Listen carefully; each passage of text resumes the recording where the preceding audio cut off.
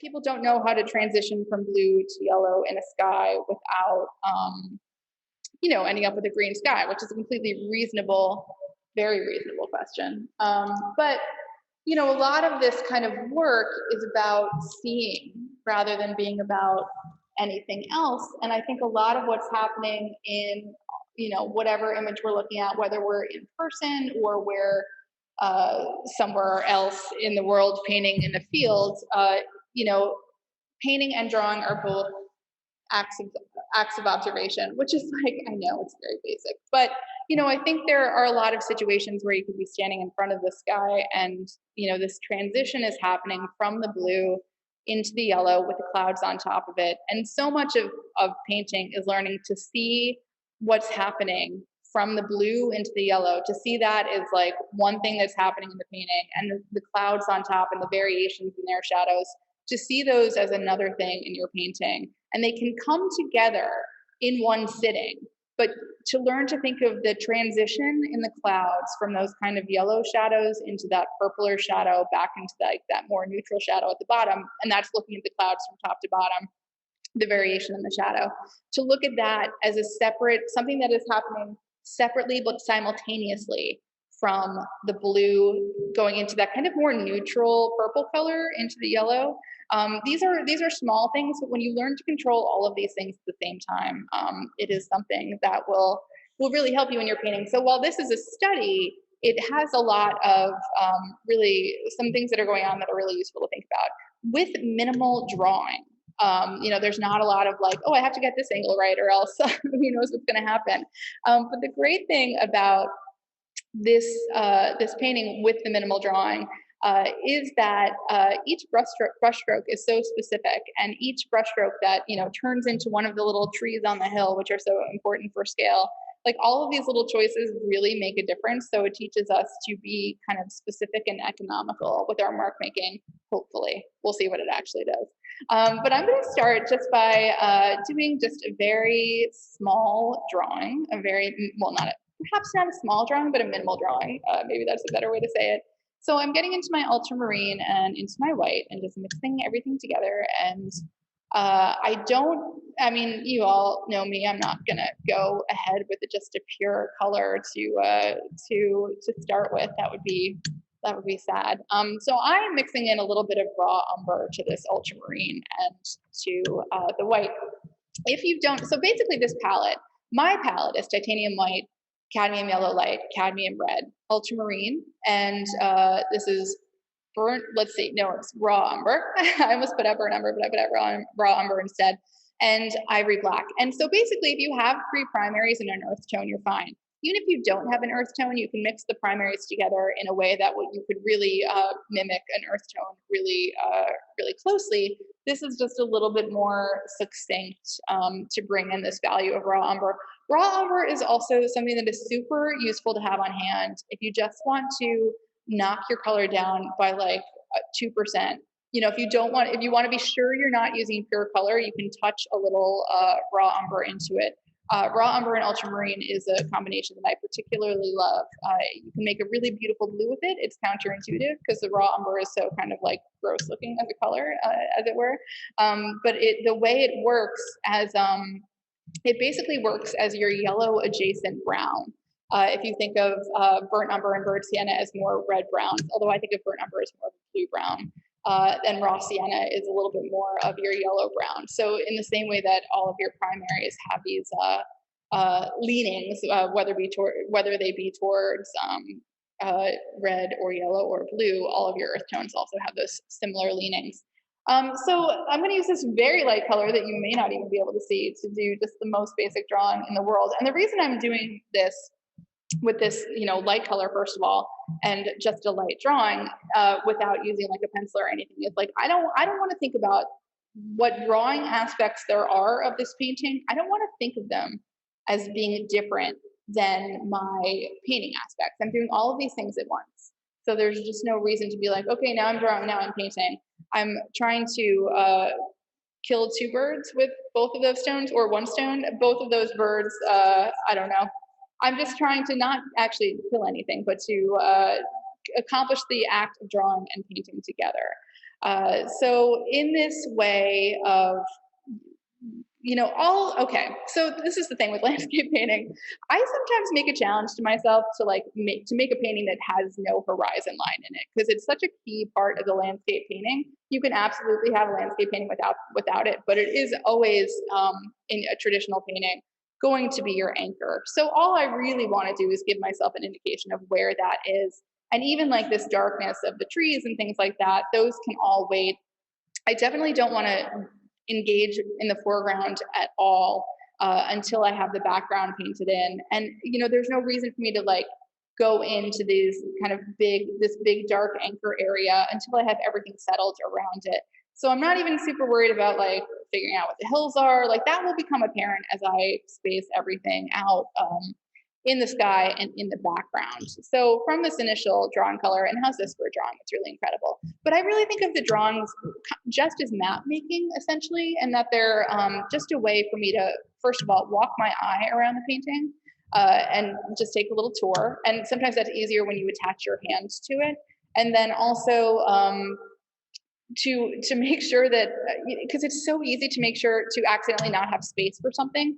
So much of my teaching is about grapes next to teapots and things like that. So you really do want to make sure you have room for the handle on your vessel, all kinds of things like that. So it's just a little walk around, because as soon as you start in the beginning with this mountain, it's just like you're going to be a little too far over to the side, and by the time you realize it, this hill is all the way over here. And none of those things are tragedies, but you might as well try to pay attention to them while you can. I'm just switching to a larger brush than I was using for the drawing. So this is a Richardson. This is a size 10. It's a flat brush. It's no big deal. What would be the big deal brush? Maybe a fan brush or something would be very impressive, but I almost never use those. So I'm going to paint this guy as though the clouds are not in it. And the reason for that, there are a couple of reasons. And it's not to say that you can't paint them together, because you could.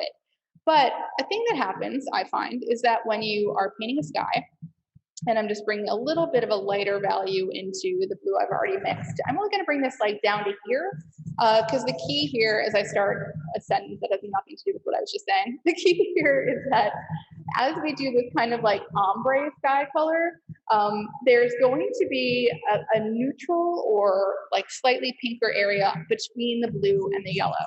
So try not to take your blue too far, because we need a buffer zone, and that's what's going to help that yellow not turn the blue of the sky green, because we're going to have some sort of pink purple running interference with it. So what was I saying before that? Right. So the clouds, if you put them right on top of the sky, and you could do it. You could just draw them, piece them out first, be one here, one here, one here. You could do that, but I think you're more likely to alter your brush marks as they get close to the clouds. And what happens then? And there's nothing wrong with this, but what will happen is that it then looks like the sky knows that your cloud is there. And I say this to people all the time when we're painting trees, which is, that's the thing I do. But when I do that, it's, and you have a sky that you're kind of working around the tree, it's very hard to move your brush in a way that doesn't indicate that the tree is there if you're, moving your brush around the tree. What that does inherently is it flattens your painting. That's fine. That's the whole, if anyone has time to today or anytime soon, look up Marsden Hartley or Arthur Dove, or there's amazing painters who really emphasize the flat. I mean, there are only two of a million, but painters who made landscapes and emphasize the flatness of the surface. One of my absolute favorite, if you ever have time to look up his work, is Albert York, who you can see on the archives of Davis and Langdale Gallery. Really amazing. You have to see them in person. They're really small, but they're also super, super beautiful. So while I've been yammering about Albert York, here is a color that I've mixed that was really just, for me, it was cad red medium, ultramarine, white, and I put in a little bit of raw umber just so it's not quite so super, super bright. Because what I'm not trying to do here is I'm not trying to do Neapolitan ice cream, right? I don't want to do one band of color, another band of color, a third band of color. There are times when the sky is kind of like that, but usually you find these little transitions in between them. And the transition in this case is going to be helped by the fact that I'm going to use the brush that I was using for the blue. So now I'm into this kind of strange, it's a very gray purple, it's perhaps a little bit dark as most of the things that I mix tend to be. So I'm mixing in just a little bit of white to help stretch it a little bit, but more than pink, what it really reads like in the image, like if you saw a swatch of this color in isolation from this picture and you just saw it, like someone printed it out for you in isolation by itself, I think it would look grayer than it looks like anything else. Like I think your first thought was that, okay, this is a gray. And then you might be like, well, maybe it's a pink gray, or maybe it's a purple gray, something like that. But I do think that your first association with it, if there was nothing next to it, would be that it was gray. So this is not a bright pink strip that we're putting in our sky.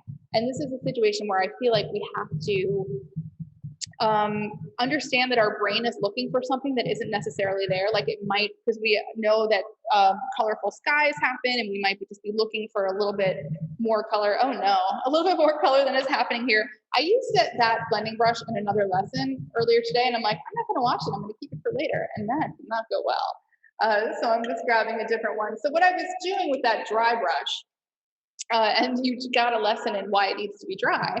If it's not dry, it will just drop whatever paint is in the bristles on the canvas. But a dry brush here will help me just, for the sake of time, are helping me knit together these two layers a little bit. So this is just a big round dry brush. The key is, and the reason I keep saying dry, the key is that it's dry.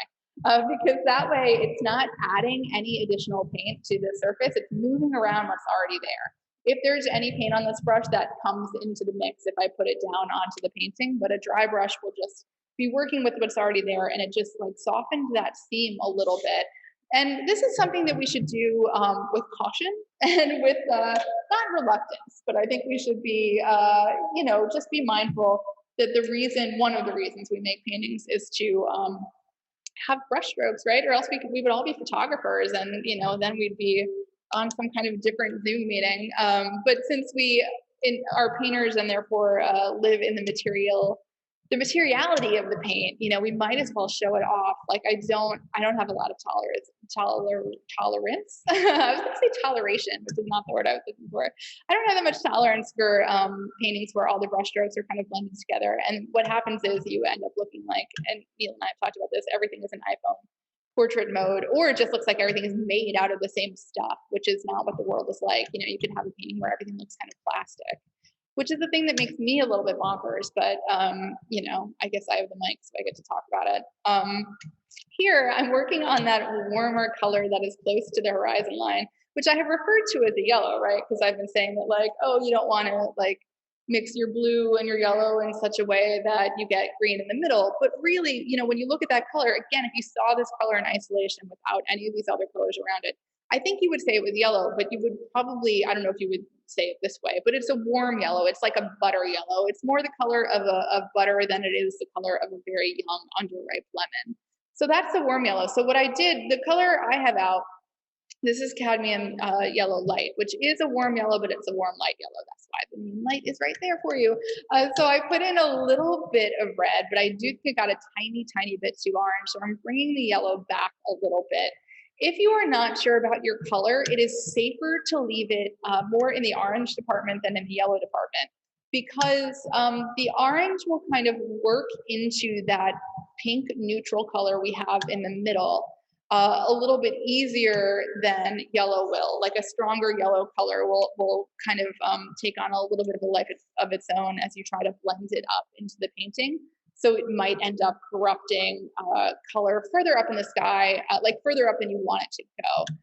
It also can be a fun experiment for you to try whatever you want. So you can absolutely make your own choices. Also, I like that I just spent 4 minutes saying that and then just added a bunch of yellow to my color, because the counterpoint to that is when you look at this painting, there is this like beautiful, warm, buttery yellow color near the horizon line. And I do want to have that happening, because that contrast with the color of the snow, which is really more like it has this undercurrent of purple to it. And whether that would be true if you saw this color in isolation, which I do think it would be true. So I think it has that, inherently it has that purple, but also that purple is happening in relation to the yellow of the mountains. So and though both of those things are hanging in, I want to say repose. I'm sure you can't hang in repose. That seems impossible. But so the reason that I'm lingering on this is like you might put this color down as I'm doing right now and think that, oh, it's not exactly what I wanted it to be. And it almost can't look exactly right until it gets that supporting character of the purplish snow in the foreground. And if you're looking at that snow and being like, if you call it purple, you're crazy. Like, you're not wrong, but it's just relatively as it hangs in relation to all of the other things that are in this picture. All of these colors essentially I was just going to say they don't exist except with each other. I think that's not true. I think they do exist, but they only matter to us in relation to the other colors in the painting. So you could be making, and this happens to me all the time because I really do tend to undersaturate colors. It is just an inclination I've always had. And that's not super smart because it's a lot easier to make something duller than it is to make something brighter. So it is better to start brighter. But my point in saying that is that you might have a sky that has a lot more color in it than this sky does, and that would be completely acceptable. It's your painting. You might just want to consider having that same relative level of chroma, and chroma is the amount of color in a color, essentially. Having that same amount of chroma in the snow. Because the important thing is not what these actual colors are. The importance is the relation between the colors. So if you're, I probably don't need to belabor this point anymore. Let me talk about this for 25 more minutes.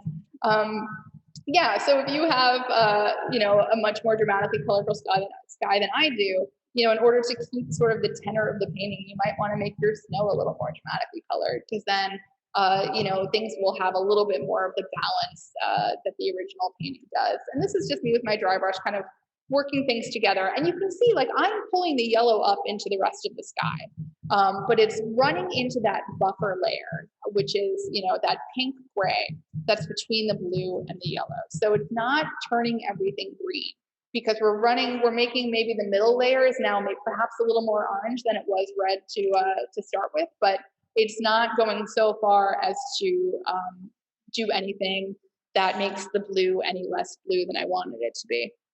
So now we have this basic, shall we say, ombre of the sky that's underneath the clouds. So now we've done that one layer, and basically what we did is, if you look at this picture and somehow in your mind found a way to remove the clouds from the sky, that's what we just painted essentially. So now we have to go back in and add the clouds.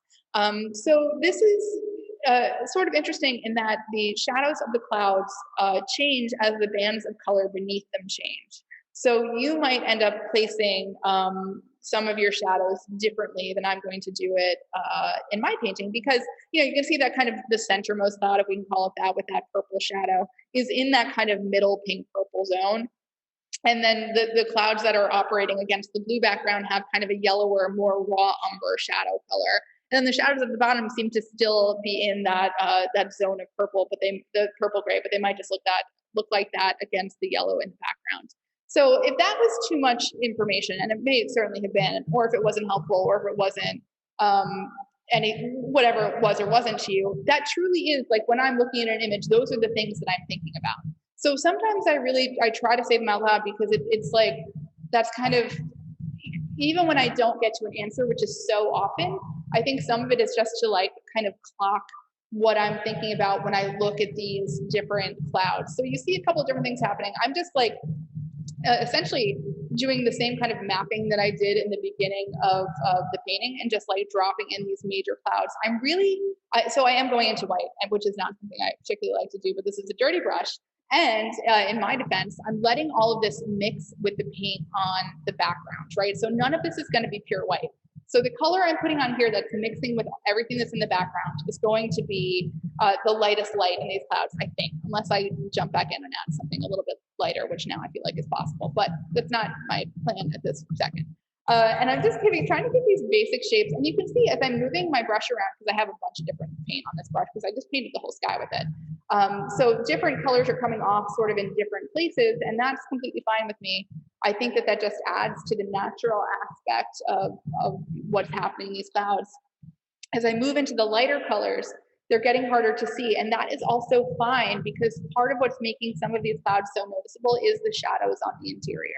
So if you think yours aren't standing out enough, that's fine. Like, you don't have to, I don't recommend like globbing on a ton of white for this. If you did it, then it's totally fine.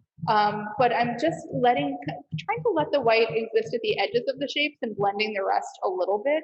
And then down towards the horizon, the clouds get a lot smaller. So scale shifts are really important in this image, because we have very few indications of the actual deep space of this image. If you think about it, and we didn't have like those little trees on the mound, and the mountains weren't the size that they were, there would be nothing to say that we weren't on the edge of a cliff looking at a sky that felt much closer to us than this sky does. So, you know, when mark making becomes so important because it sets the whole tone for the scale, I think it's useful to take a second and point it out.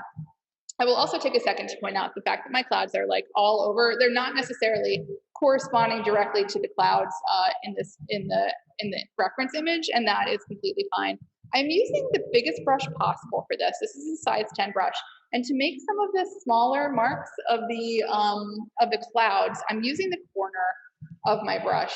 And that's just, once you start using to angle your brush differently so that you're only touching part of it, even sometimes a very small part of it, to the canvas, you can learn to get a lot more control with a with a bigger brush. And it's always useful to use the biggest brush you can for whatever area you're trying to fill, because it creates an economy of brush work. And it is, it's good to, sometimes I say these things and I'm like, but why? Like, if you extrapolate this to it, like, because I say these things like, use a brush that can fill whatever shape you're making, as few marks as possible. And then I'm like, why does no one ever ask me really why that's important? Because it is. And I think what it makes you do is build the shape in these certain number of marks. And then you end up, I mean, it just tells you really what kind of painters I love. Like, I love Manet. I know I'm always talking about the Dutch, and that's totally true, but you know, Manet and Sargent and all those guys who build things in so few brushstrokes, I feel like that is the real virtuosity. And sometimes for people like me, it's easier to make a million marks and then you get something that looks like what it's supposed to look like. But like, to get it done in 3 is like, seems like really incredible to me. So I guess I'm always harping on it.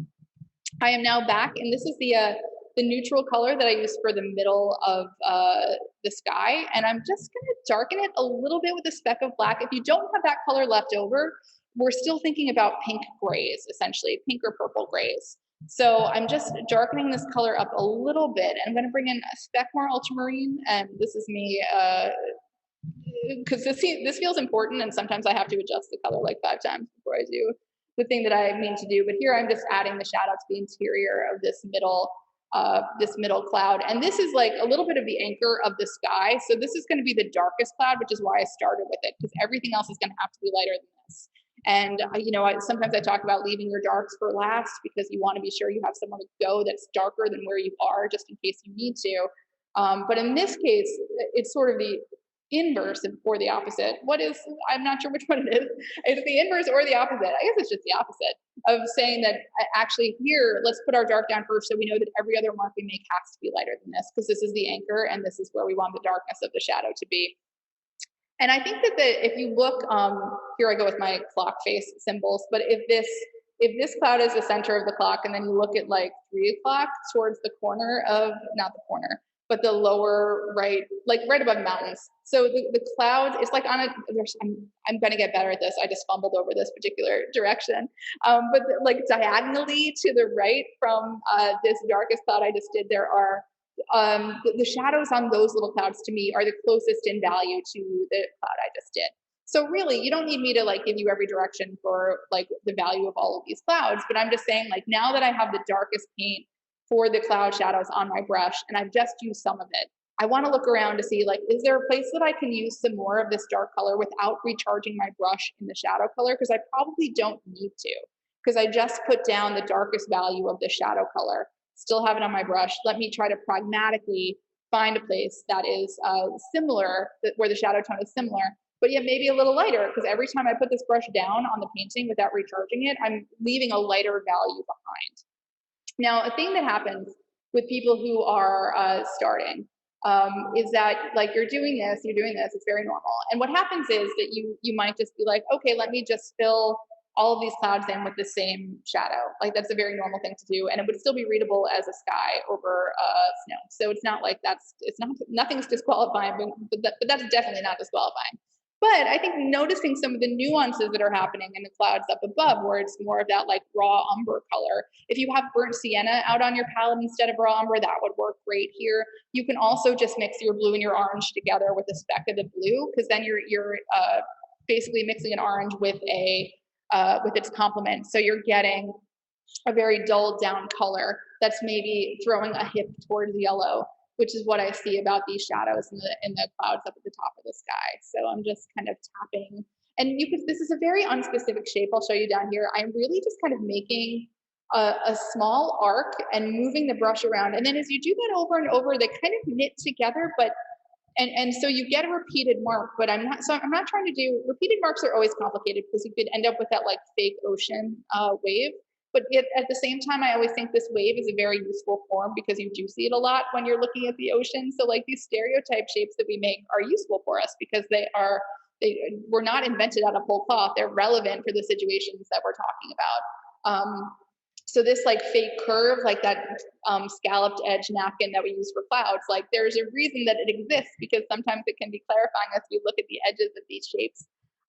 But I'm trying to, even though I'm making a repeated motion with my brush, I'm trying to let the marks fade out and cross each other in different ways so that it doesn't look like I'm just like basically making an X across everything or any kind of repeated pattern, because while clouds I'm sure can take all kinds of patterns, these clouds are not doing that. So, if you find yourself making the same mark over and over again, it's really great to flip your brush or switch brushes. Or if you, like, I do this all the time with clouds, you use the corner of your brush and you're like going around, and then you stop and you're like, I just made a napkin doily edge, then you can take a smaller brush and kind of move that in between the other marks you made. And even if you kind of accidentally do that really regularly too, just because that's what we as people kind of want to do, is do things symmetrically and in a pattern.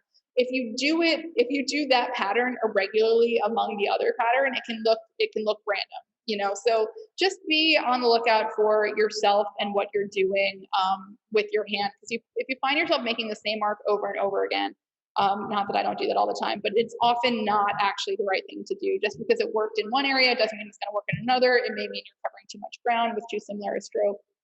So just be aware of that.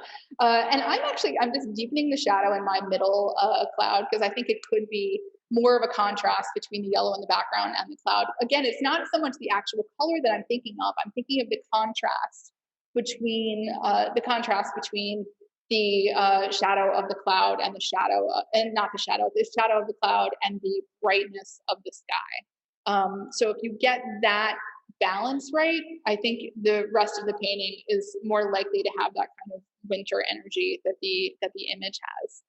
And from there, I feel like relatively good about the sky. And I know, I didn't have to do that much to really get the feel of this. The school that came out of the Hudson River School is known as the Luminist School, which is another misnomer. But I do feel like we got a little bit of the royal we, collective we, got a little bit of the luminosity of these colors versus the clouds.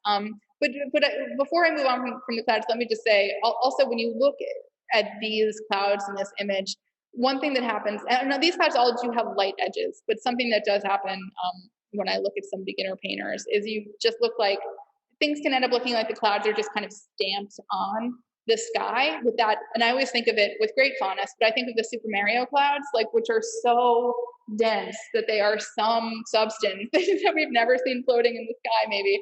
They're little airplane clouds. So if you can just teach yourself to change the pressure at the edge of your clouds, I think that is a real way. The difference of the pressure on your brush is such a big thing for letting you use fewer brushes, basically. Because that's part of why I can use this big brush to get like these smaller marks over here, but also to get kind of these big cloud shapes. It's because, as I work into, and now I'm destroying this cloud, but it's for the sake of teaching, it's fine. I'm decreasing the pressure as I kind of go around this loop that I was talking about before. Like it starts with a little bit of pressure and it fades out And that's another thing that increases the randomness of the shape, is like, I don't know exactly when my hand is going to release the pressure. So really, it's just anyone's guess. Anything can happen. It can fade out into oblivion. Yeah, so now the next key, I think, is the mountains. And, just take a second to think about, if we desaturated this image, and if it was black and white, and this is something I talk about all the time, we desaturated these images, but we can, because we have supercomputers in our pockets. But the blue of those mountains would be so gray in relation to the sky. Like, it is not really a different value than the blue at the top of the sky, right? So I think a thing happens, and we think because they're mountains, they have to be real rocky, or I don't know, real substantial.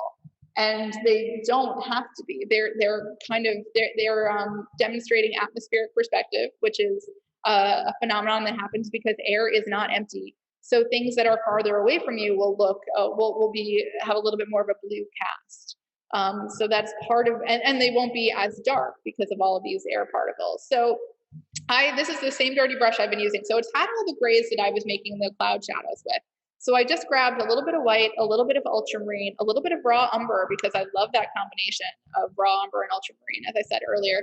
And I'm bringing in a little bit of black, but now I'm panicking because I'm me, and I'm like, I definitely made that too gray, and I'm bringing in a little more ultramarine. But one thing I really want to do here is I don't want to make it too dark. Better too light than too dark. You can always increase the value. And we do, and this to me is much too dark, and I really worked to make it not that dark. So just be a little watchful. I'm bringing in a little bit of white. And there also is more than one color to these mountains, and I also started mine way over. They should not start at this point in the picture. They should really start like here. They're only over like the last third of the painting, but you know what? Who's to tell me where my mountains start and ends? That's the philosophy I will go with. Mine are a little bit gray. I think they really could be a little bit purpler, and even by purpler, I even mean maybe just like clear ultramarine. I might actually try to make that adjustment over here with the brighter, clearer color. We'll see if that works, and it may or may not. We do not know. So because I'm trying to change this color, I have a lot of this paint color, this purpler, clearer paint color on my brush. And I can't go back and forth a million times over this mountain and think I'm going to change the color. I had so much paint on my brush that I could drag it over and change the value. And I just recharged it and dragged it over one more time. And if I keep going over it as I am, I'm just going to blend these two colors together. So I'm going to get out and leave it alone because I made it as much of an adjustment as I think I'm going to be able to get. And rather than getting into more color here, I'm actually, because this brush is now filled with color because I was adjusting my mountain color. Now I'm just going into the white, and I'm going to drag it. Oh, that has too much color in it. I'm going to get more white even and bring it down to a different part of my palette and really load up this brush, because I know this color is not going to be white that I put down because there's too much other garbage on my brush right now. But I want the color that I'm putting down on the painting to be lighter than the mountains I just put down, but to be kind of a related neutral color. So that's why I'm using the white just as a lightening agent for what's already on my brush. I don't want to actually put white on my canvas right now in this spot, because I want to be able to see these mountains. And they kind of fade out into the sky.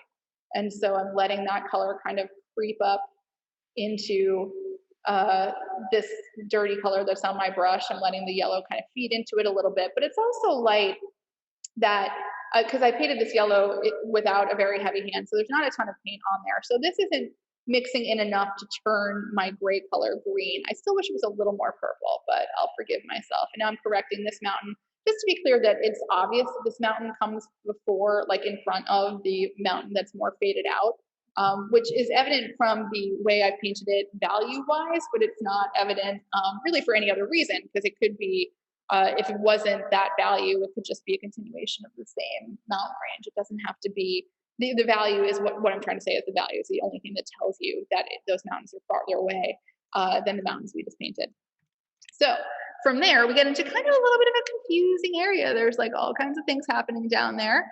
And basically the thing, I think the important thing about this area around the river is, again, if this was a desaturated image, if it was black and white, you would not see that brown around the river. And I don't mean the darkest brownness in the foreground. I mean the brown behind it. You would not, that would be basically the same value as the mountains.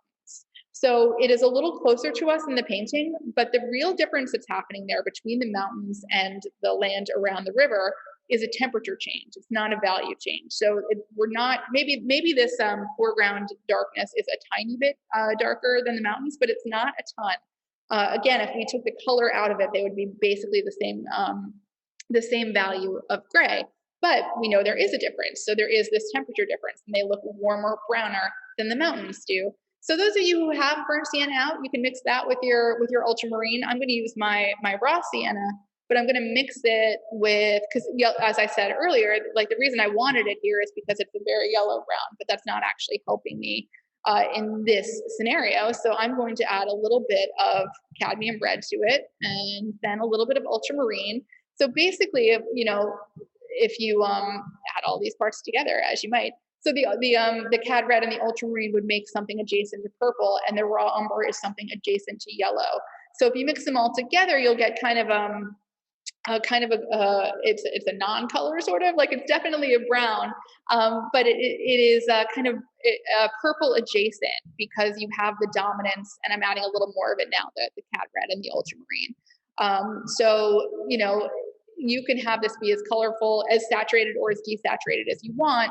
If you add more of the raw umber, like the more of your earth tone that you add, the less saturated it will be as far as pure color goes. So again, if I saw this, I would think this was like a bathroom color from the 80s. It's like very earthy red, and it doesn't look like by itself on my palette, it actually doesn't look that much like that brown color in the main painting. But I think that in relation to what I have down, and already I do think this is a little bit dark, so I'm just bringing a little more light into it. Light here is definitely better as opposed to too dark. But yes, as I put it down on the rest of this painting, it really reads as just this kind of like muddy, earthy brown. And I'm just going to paint with it as though that hill in the foreground with the trees or whatever on it, as though it's not there, because I'm going to be able to paint that right over whatever is happening in this background. So I'm essentially just going to ignore the foreground to get this in, because I don't, for the same reason I talked about, that we don't want the clouds, we don't want the sky acting like the clouds. Wait, let me say that again. We don't want the sky acting like it knows that the clouds is there and kind of reorganizing itself around the clouds. I don't want the river or the mountains acting like they know that this kind of shoreline is here. So I want that to be acting independently of the hills that are coming in the foreground and the mountains that are in the background. So, because it sounded like it should be very simple to just, like, if this hill with the stuff on it in the foreground, if we just painted that, it seems like it should be very simple to paint then the background around it in a way that does not concede to the foreground. But I find that extremely hard to do. So as much as you can plan to avoid that, it tends to be a good idea. It just keeps you out of a little bit of trouble. I have paid very little attention to what's actually happening in this middle ground that we're painting, because I'm going to go in, like, the more of this brown that you lay down, the better, because you can carve out the details of the rest of it while the brown is already there. Because then you're not worried about, you can end up with these little halos of canvas between these areas of different color as you're working over that small area in the middle ground. The great thing about oil paint is when you learn to load up your brush a little bit, you can, you can't cover every single other mark that you make. It depends on how much paint you have originally laid down, but you can really cover over a lot of wet paint once you really get the hang of it and understand that you get, and I say this all the time and I apologize, you only get one or two bites at the apple to, like, change this value. Because if you keep going over and over it again without recharging your brush, you're going to end up just blending that color all into one, like, middle value. So now that I have the brown laid down, I'm going to get into, for the first time, well, I guess not the first time, I use this in the sky color, but getting into my proper yellow, and I'll bring in a little bit of the raw umber. This is, if you have yellow ochre out for some reason, you could use it here. Like, this is just like a very earthy yellow department. And I'm going to actually put out more white because I wanted to use the white as a little bit of a buffer. The yellower this color is that you put down, the more it is going to react to however much purple is in this kind of purpley brown that you put down. So these are all really individual things depending on who you are and what color you laid down. But just keep in mind that all of these things, they all relate to each other, and it may not, things that are happening on your canvas may not be happening on mine. And a lot of that probably, I mean, there's a lot of things it can have to do with, but one of them is very likely color saturation. Because the more saturated your colors are, the more interaction you're going to get. And I am always inclined to not saturate my colors. I also was just mixing a yellow and then completely just stopped and started mixing that bluer color that's in that background. But I'm going to go back to the yellow because that's what I was really thinking about as far as like having enough color down and having something like if you have saturation differences, it's particularly with the yellows here that could make a big difference. So I'm just dragging my yellower color into this background, really trying to just make one mark. I really only see that in one place, I think, but it's nice when you look at that, that it really does seem to be, I don't think I mean, maybe that one section of that was painted wet into wet. I mean, it is a study. So, you know, you kind of get the feeling that it is one brush stroke that is yanked over that back area to create that kind of umbery, ochre area in the background. And, you know, from there, I'm going to get into just right into a little bit of my leftover sky blue, but bringing in a little more white. And I'm going to just drag this again, just to give that indication. Really, all these are these things that we're seeing in the background are just these bands of color. And then maybe below that like bluer one, we have one that's a little bit more yellow, but it's also kind of grayed out. And I think that's partly because it's blending in with what's already laid down. So really, if you just think of those, not to oversimplify, but just thinking of those as stripes, because that's really what they are. The thing that happens in landscape painting is that I think we think that we should know much more about the area than we do visually, if that makes sense. Like when we're in a landscape, we understand that we can't see the things that are far away and that they don't always like line up exactly right to us. I think we can forget that in painting sometimes. So it's a useful thing to think about. And that's one of the reasons that I love copying other paintings, but also I particularly love copying other people's studies. Because all paintings are active editing, right? Because you're editing some kind of source, whether it be your brain or something in front of you, whether you're working abstractly or figuratively. But that, you know, so someone's always editing, and that's why, like, I really like, especially because this is a place that has weather that I've experienced, to see how someone edited this moment to the point that I feel like I understand it because it's a place that I know. And so what did they leave in? What did they take out? How much did they give me? And how much did they feel like that they didn't need to give me? And I just think that it's such a great way to learn about how to paint. So I just used the corner of a brush to add a darker value to kind of unify the horizon line underneath the mountains.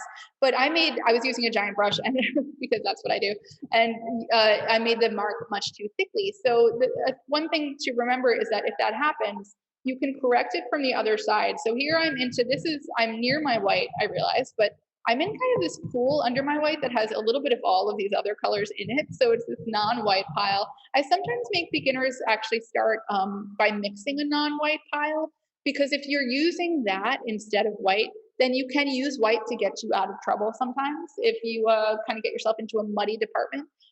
So that can sometimes be a little bit of a cheat. I still don't recommend using straight white anywhere, but if you needed to, just to get yourself out of trouble, that's possible. But here I kind of have a default muddy white area, and I'm going to use this for my river. If you don't have like a muddy white area, I would definitely think about adding my combination of the day, ultramarine and raw umber, into this color, because if you saw this color of the river in isolation, not in this painting, I'm not sure that maybe you wouldn't even identify a color to it, but I think you could identify a coolness to it.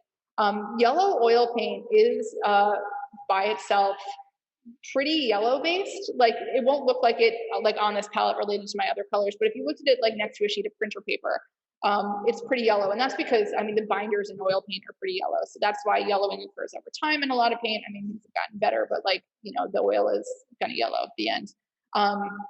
So, you know, if you think about your white as being kind of inherently yellow, then when you want to get this kind of cool temperature that we're seeing in the river and in the snow, then you might think about ultramarine or a red. If I was doing this with a full palette, to be 100% honest, I would absolutely be working with some magenta, because that's what I see hanging out in this snow color. So if you happen to have that laying around, you might want to put a dot of it wherever you are. But the snow color and the river color, which I just put down, that we're dealing with has a lot to do with the counterbalance between it and this kind of raw umber color. And, I think this is a little bit different than the way we're working in that I bet that there was a layer of raw umber on this canvas when Frederick Church started, because I think some of it he just left in these shadows on these hills. So I think he was working additively with those brush strokes, but I also think that there was a little bit of that color underneath. That maybe sounds like very crazy. I don't, but I really, when you have the chance to look at paintings in person, this is such an interesting thing to think about, to see if you can really kind of figure out how the construction happened. And with studies, it's particularly interesting to me because you can see so much of the thought process.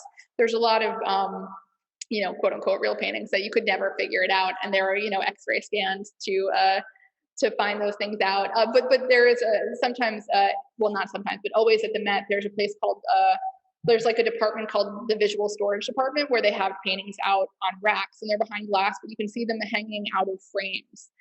Which is so fascinating because if you can see the sides of the painting, you are much more likely to be able to figure out like the order that things happened in. I mean, not always, like, because they were neat, so it wasn't necessarily everything was spilling over the side, but you sometimes have a chance to see like what the underlayer was, and that's always really, really exciting. Museums are great. Someday we'll hang out at them as we choose. I was just laying in a little bit of that river color here. I noticed that it kind of cut across to the side, and I had the brown coming down much farther than that river did. And similarly over here, I have it coming over too far to the right. It's going to be blocked by that hill. But all these things are still like in motion. They're still flexible. I haven't locked myself in anywhere because I haven't gotten into anything super dark or super light yet. It's not called for in the painting anyway, but staying in that kind of middle tone really keeps me able to be light on my feet. And I'm adding in a little bit more of like that river color in my brown department on the right side, because there is, I think, some more striping that I didn't really acknowledge down there. So I'm going to go ahead and add that in. And, for the rest of the painting, I'm not putting any pressure on it. It's a very low key situation. But I will say, as we get into, the snow is one thing, but as we get into some of the darker marks, like underneath the stripy area we were just working in, you can see when you look at the study, I swear, like every mark, all the marks are visible, right? So I see this like on the right side as you look at the image where the darker paint is so thin. That's why I was like, oh, it's something related to raw umber, because it's so thin I can see the tone of the brown, which you can't when it's darker, slightly to the left of there. But you can just see Church dragging his brush like as though it's like slats of a picket fence next to each other. And it's not perfect and it's not orderly, but you can get such a clear sense of the foliage from those emphatic marks. So I'm pausing to say that we're going to do the snow. But as we get into the darker things, like really, I encourage you to be very thoughtful about where you're putting your brush down, because I think some of the joy in this image is seeing all of those marks. So if you go back over them a million times, like maybe you get this dark massive value on that hill and maybe it looks great. And in which case, that's what we're going for. So that's terrific. But if you can like stop yourself before you get to the point where you've sort of over gilded the lily in the raw umber department, and be really thoughtful with your remarks. I think it's a really good lesson in how much you can get away with just a well-placed mark. But before, I don't want to add that raw umber in until we get the snow in, because if we, it's just another example of like, just kind of trying to be smart about how you do things. Because if you did the raw umber first and you tried to paint the snow around it while it was wet, like it would just be really likely that you would get a little bit of the raw umber mixing in with your snow color. And that will happen anyway as we put the raw umber on top of the snow color. But if we can avoid it as long as we can, like we might as well. There's no reason not to. So I am just mixing up. Now this is like some of the color that was just left on my palette. So I added ultramarine to it, wanting to cool it off to make that kind of snow color. Now it did get a little green because I've been kind of in the land of dirty yellows for a while now. So in order to see if I can counter that without having the color be too dingy, we'll see. I'm just mixing up on the side here a little bit of red and white, otherwise known as pink. And I'm going to bring that into this main color. And I'm going to end up making this lighter I think it's gonna end up being pretty gray, which is all right. But it's not gonna take too much to make it look a little bit purple just because I have so much yellow in that sky. So I'm just gonna add one more speck of the red and one more speck of the ultramarine.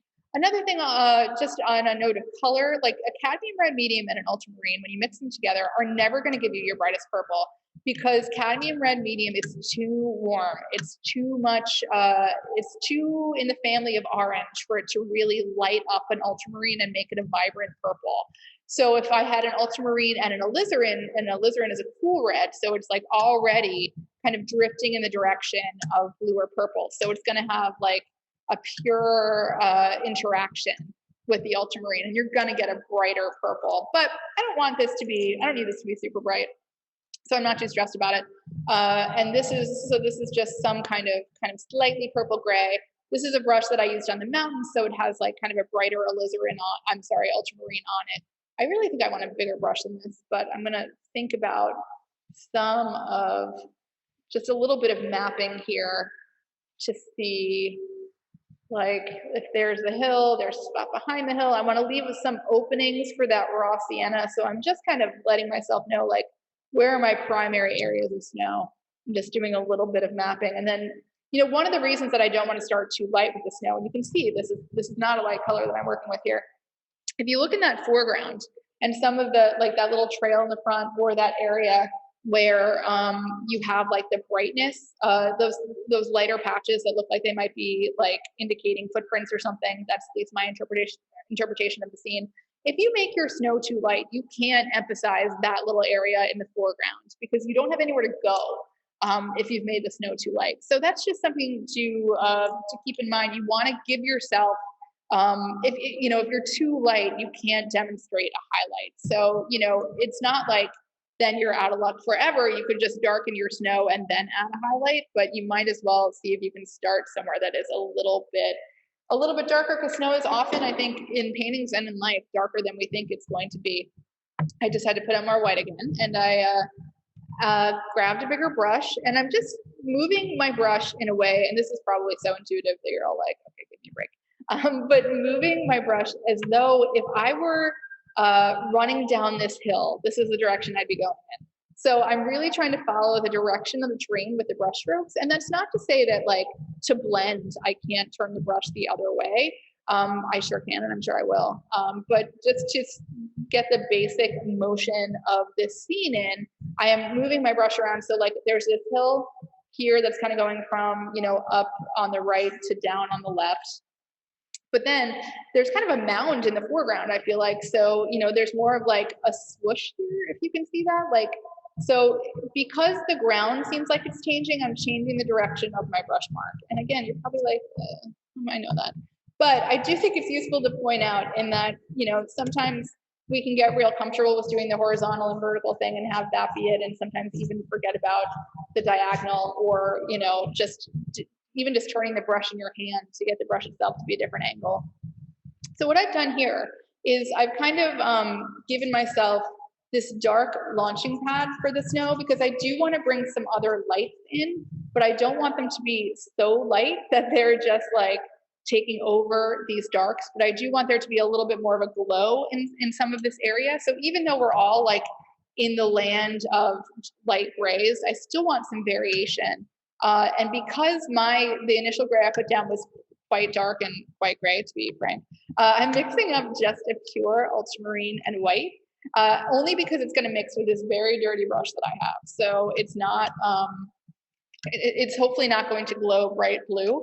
Not that that's a tragedy. If that's what you want to do, you can go ahead and do that. But that is not what I'm usually into, but just and I want that to be lighter because I want this to be just a little counterpoint to this gray I've put down. So even though this foreground can look like, okay, it's snow in the foreground, there's still a lot of variation in it. And I really want to kind of try to pay attention to that and find those subtleties, because so much of learning how to make a painting is seeing those subtleties and not just like, the drawing part. It's seeing these little tiny value changes, and this is probably too subtle that was a lot of white. This is probably too subtle for the lens, so I was like, let me emphasize it and grab a bunch of white, and then here we are. But I think, I guess you can see that. Like, it's just this difference between this kind of shadowy color and this little bit of a brighter blue that's kind of reverberating against this darker snow. And I still don't have my raw sienna in, and that's really going to change the color to have this yellow, kind of yellowy brown, or, if you use a burnt sienna, a little bit more of an orangey brown, hanging out nearby. And I'm just kind of filling out this area. Now I've lost this boundary between the river and the foreground, but I'm going to add that in when I get in with my raw sienna in that very, very high pressure situation that I talked about before. But you can see, and so I haven't been really smooth about any of these marks. I've let everything kind of run together, because those of you who know what snow is like, when it falls and it's a little bit crispy, you get these funny little angles between these different planes and facets of the snow as it lays over the ground. So one thing I'm definitely not going to do here is go in with a dry brush, because I don't want to break up this kind of very brushy variation that I've laid down in here, because it gives it so much of the feeling of the snow that I am personally after. So that's, there are places to blend and there are places to absolutely not blend. And I really think this is a place to let your brush with paint on it do the work and not do any blending. And another place to not do any blending is as we add the raw umber onto this, because, again, I could not have made this more loaded, but every mark you make matters. And you don't, there's no erasing in this part.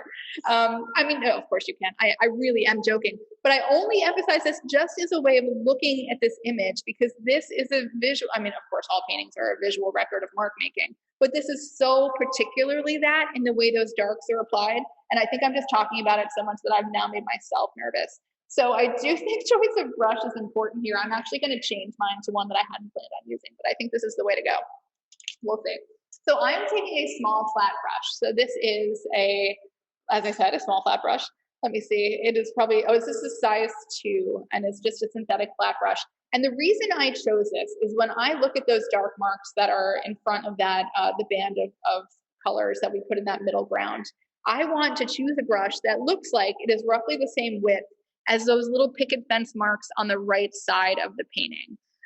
So if I think I have to make 2 strokes to get a stroke that's like that thick, I don't want to do it. I want to, basically whatever mark I'm making is going to be the width of this brush. So that's why I chose it. Mine is perhaps a tiny bit narrow, I will say, but that's okay. I think it's going to be all right. So I'm going right into my raw umber, only because it's going to blend with everything that's behind this color, that's going to be behind it. Let me actually say that clearly.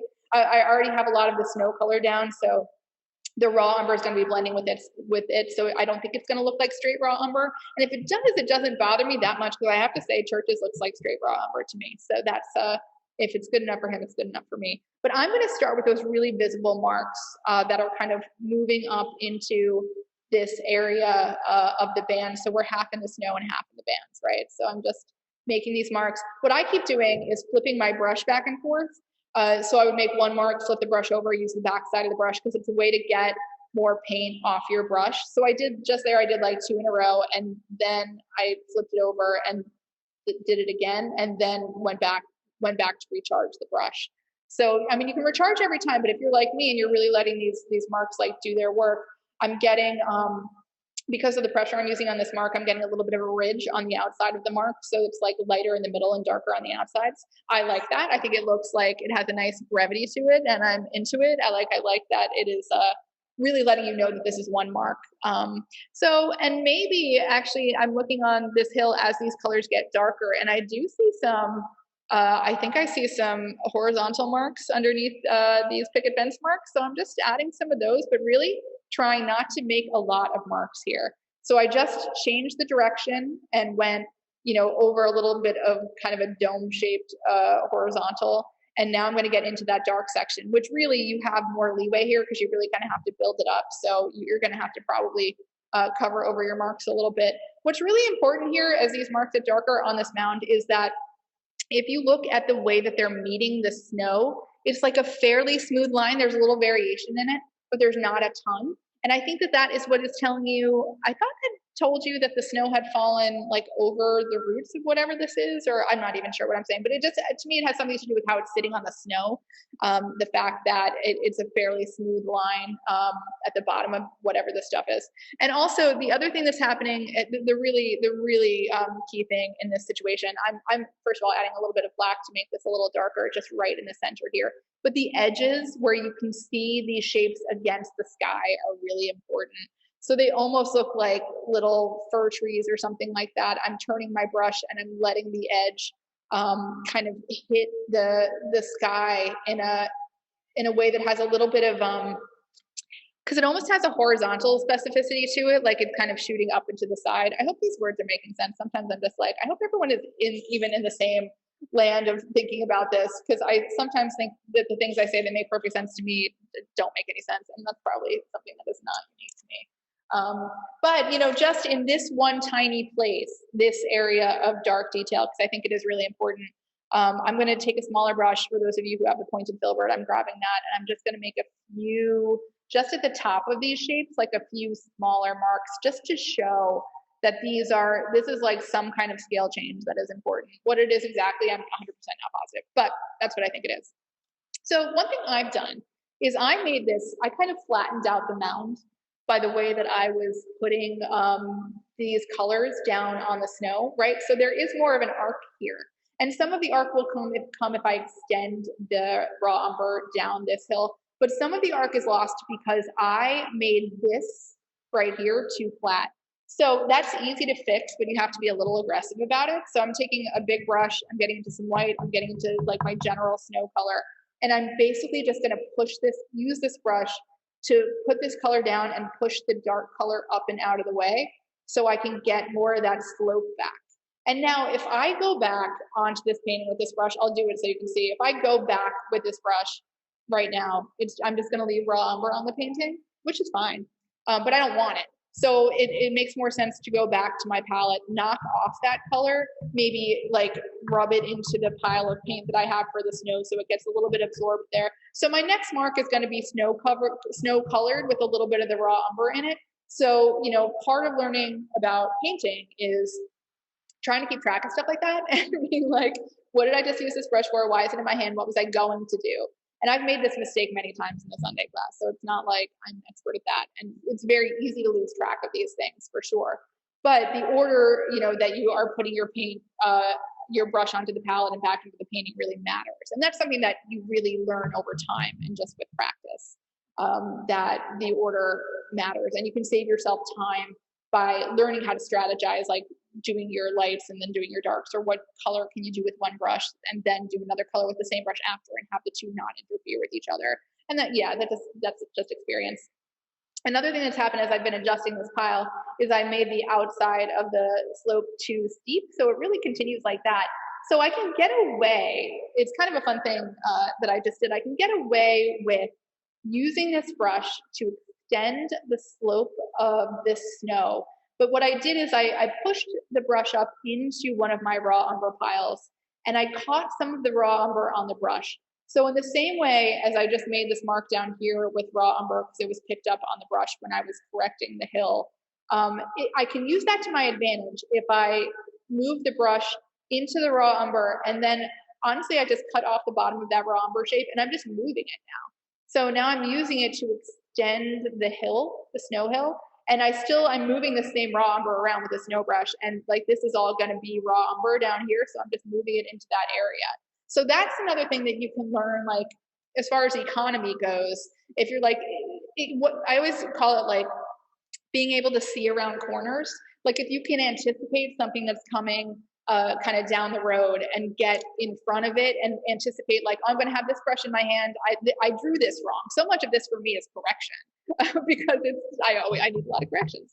But if you learn, I could do it here too. Like this could be smoother. You know, if I just shove the raw umber up and out of the way, okay, but then I still have it. I'm dragging it essentially on this brush, but there is this like raw umber shadow here, and it curls up and over too. So I'm just like using the paint I've already put down and moving it, like using it to move the brush to get these like dirty snow areas that are happening here. And even just doing that, those value changes and that temperature change just built out so much of the foreground with snow. And so this is, all it is just like learning to plan. And I think a lot of this stuff starts because you make a mistake. You make a mistake, you don't you don't like clean your brush off on the palette after it's got the raw umber on it, and you do this, right?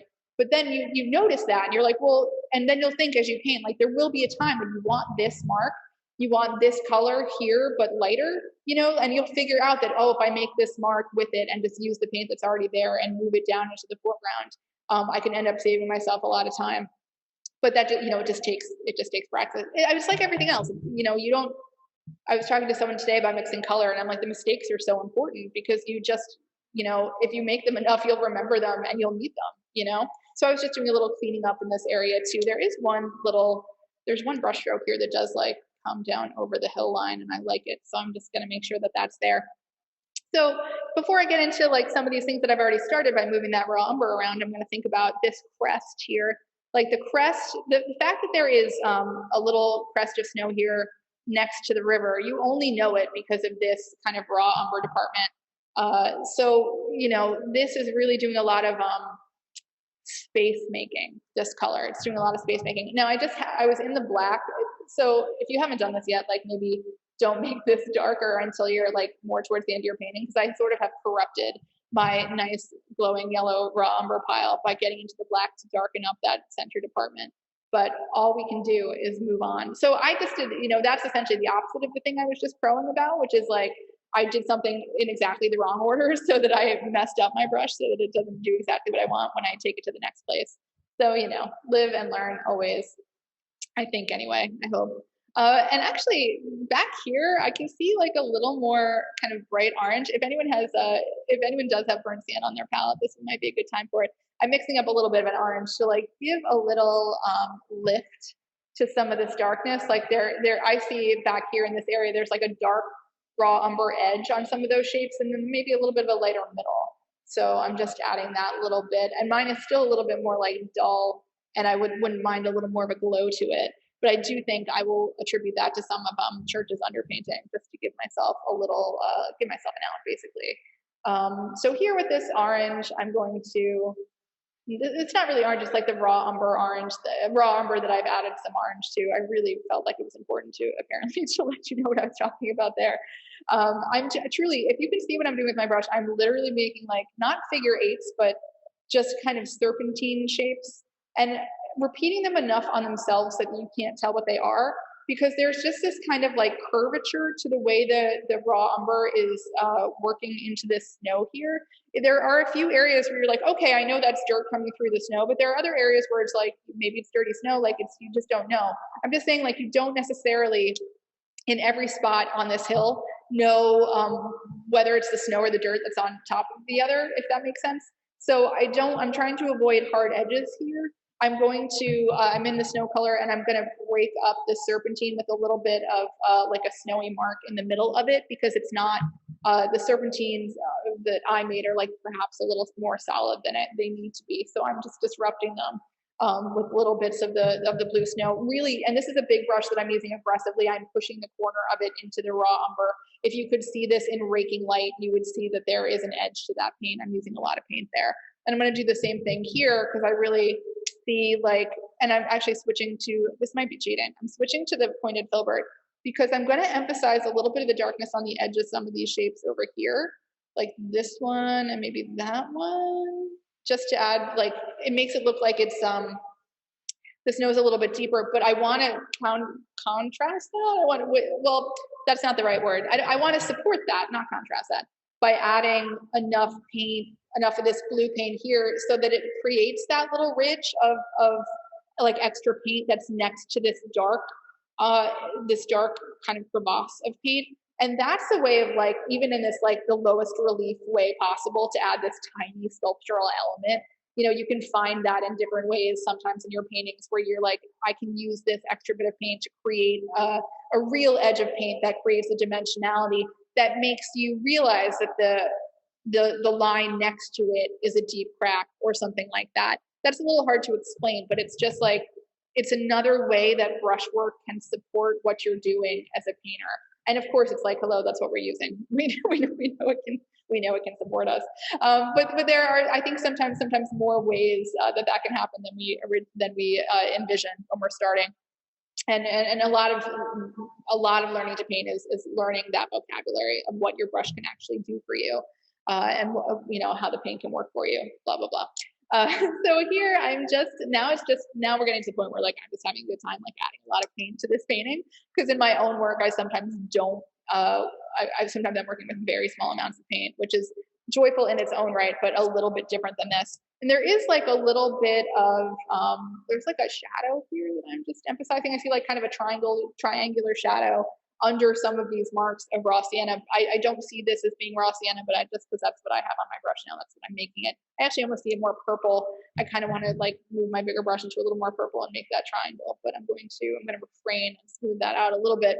And then here we have this one last mound of this kind of foreground, and I'm going to switch to a bigger brush than that little flat brush that I was using to get into this guy, which is like, I think this is a size 6 flat, just so I can try to make this kind of dirt mark in one go and just drag this over. And so what I did there is I did not mix the paint perfectly. I picked up some white and then I went into some brown. Or actually I must have done it in the reverse. So I picked up some brown, went into some white. So the first thing that I put down was some of this white, right? So, and then as I extended the brush stroke, I got into the brown. And that way, if you look at that actual mark in the painting, it's not the exact same unevenness, but there is unevenness to that mark making. So you can learn to put paint on your brush in an order that it will come off in an irregular way, which can be what you want. And I find that really useful as someone who's always accidentally painting and drawing things symmetrically and in an orderly fashion. Like to load up the brush in a way that it's going to come off in some way that is at least somewhat beyond my control. Like I can set it up, but I don't know exactly how it's going to look when it comes out. For me, sometimes with this kind of like natural effect phenomenon, that can be really good. I do that like if I'm making trees in the beginning, I'll use a big brush and just kind of stamp around, because that can give me the basic shapes that I'll be working from for 3 months. But if I leave it up to my own devices to like design the shapes, they will look like they came out of a factory. That's just, and I think I'm particularly bad about that, but I don't think I'm super alone in that. It's just, I think, what we want to do as people who are ordering the world in the way that we do it in painting and drawing. So while I was yammering, I added that dark mark in the foreground. And I actually think this mark is really important to like speak to the darkness on that mound that's closer to the middle ground, if that makes sense. So I think it's an important compositional element, those things. Like if you look at them, like that dark mark and then the darkness on that little mound and that darkness of that kind of middle cloud are all, I think those are kind of the linchpins that bring you back into the painting. So you can move them around, but if you move them around, like I think it's useful to notice why they're important in the first place, because you can mess with any of this, but there are like some very specific and interesting compositional things here, and I think that's one of them. So, I added that dark shape, and then, I had loaded up the brush in that irregular way to get this kind of dirt mark. And then I had I added that little light mark on top of that mound, which to me, more than anything else, is just kind of a nice painterly flourish. I don't really know why it's there, and I don't know why it has to do with anything. But it looked like, I bet you Church had a good time making that mark, so I thought I probably would too. And the one little bit of the foreground detail that I think is kind of fun is that little kind of almost trail that I talked about before. And I think the shadow of that is different than the other shadows we've seen in the snow. It is most like that middle ground in the sky, or like the cloud shadow in the middle. It's a little bit more purple, perhaps a little bit more ultramarine as well. So I just went back to my sky value because I had some extra up here. At least I think that's what it is. I can't honestly tell you for sure, but it's some kind of gray color. So I'm adding a little more purple to it and wiggling it around. And so I have some of the snow color down here, but not a ton. So I really don't want to make this too dark, because again, if you look at the difference between that little trail color, the difference in value between the lightest part of it and the darkest part of it, it's not that big a difference. Like if there is a difference, it's not that big. So it's probably a lot less, I think the light part is less light than you probably think, and the dark part is less dark than you think. At least, again, I don't want to make accusations, but from the paintings I see, I think that might be true. And I don't mean yours, I just mean the paintings I see in general, as I immediately walk back everything I'm trying to say right now. Usually when I get into like the second hour, things just get a little loose. I feel like I'm slightly losing grasp of my words. But I just put in like a much too big area of shadow for that foreground trail. It doesn't matter that it's too big because I'm going to load up my brush. And this is the same brush I just used with the dark color, which is, I think, a size 6 flat brush. And I'm now just going into the white, and it's all going to mix together. It's not going to be super white, or at least it shouldn't be. And I'm just like using the corner of the brush here, and I'm wiggling, honestly, is the technical term for what I'm doing. I'm wiggling the corner of the brush in the dark mark I've just made to get that kind of rounded irregularity that's making me think it's some kind of like footprint path or something like that. Now, where my dark area got too wide, I'm really having to add a lot of paint to this. So I am just bringing a little more white than I might normally, because it's not, you can see it's still not making it too light, but it is like, I need a good amount of white to mess with this value, because there's a decent amount of paint back here, paint down here, it's all relatively light. And it's really trying to, like, it really wants to not be light. It really just all wants to find its way to be the same value. But I am fighting against it. So I just added a little light on the edge of this, of the trail as like my last act of creating the shape. And my mark was so thick that I have that kind of ridge on the end, that again, you would see it in raking light. If anyone has ever looked at, you can look up images of Van Gogh paintings in raking light. I really recommend that, because you see the actual texture of the surface, which is so textured. So here it would be a much less dramatic reveal if this was in raking light, but there is a little edge here, and that edge, the edge of the paint, like helps to create this tiny shadow that is then like accenting the shadow of this deeper area of the trail. It's very subtle, but all of these things really, that's the level on which it can be really useful to start considering your brush strokes, how they work two-dimensionally, how they work three-dimensionally, to say nothing of their value and their color, which are all, of course, super incredibly important things. Because I'm me, I think I have to find one spot to add a really dark line, because it would be, otherwise I just won't be happy. I'm taking my pointed filbert into the raw umber and a little bit of black, and I'm just going to, and this is a little bit of a dangerous game, I'm going to get into a little bit of a purple brown that I have left over here. I'm going to add a little bit of a harder edge to some of the land back here by the river, also because I want this space, the shape of the river on the left to be a little more specific. So I'm adding a little bit of darkness, and then I'm dragging the pointed filbert over for a little bit of extra darkness. And then I think the reason my eye came up here is because I painted this wrong, because I really did not get the shapes of the banks correctly. So that, I think that's what was bothering me. But also a little bit of darkness is kind of a nice thing to add this late in the painting. No one can complain about you getting into the darks too early. So I'm just gonna add that little bit. So I just, created a little bit more of like a side V shape on this bank, and I'm making mine too blue, but it's okay, it's reasonable. And then I'm going to just take a little bit of darkness underneath like one of my stripes over on the other side of the river for just a little bit. I sort of like added an extra band by doing that and made it a little less stripy, and it looks a little bit more earthen, or at least I think it does.